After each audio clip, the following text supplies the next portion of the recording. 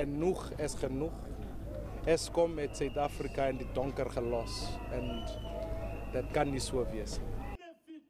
Die DA se parlementêre leier, Mmusi Maimane, meen president Jacob Zuma moet die kragkrisis hanteer.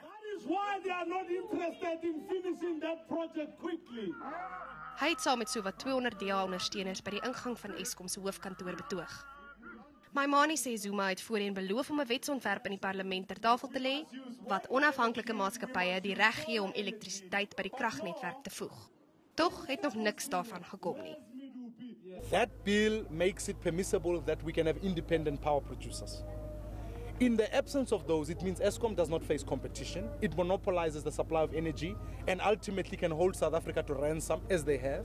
Betogers is skieelvol. Hulle betaal hulle kragrekeninge, maar sit sonder elektrisiteit. Load shedding has huge safety implications, whereby the residents feel unsafe. Then if there's no electricity, there's no money, there's no income. And besides income, if there's no income, I can't pay school fees for my kids to go to school. Eskom het vandag weer beerkrag geïmplementeer, as gevolg van tegniese probleme wat steeds by die Majuba en Duva kragsentrale ondervind word. Die kragvoorsieners sê die netwerk sal vir die res van die week onder druk bly. Carla Coetzee, E-nuus, Johannesburg.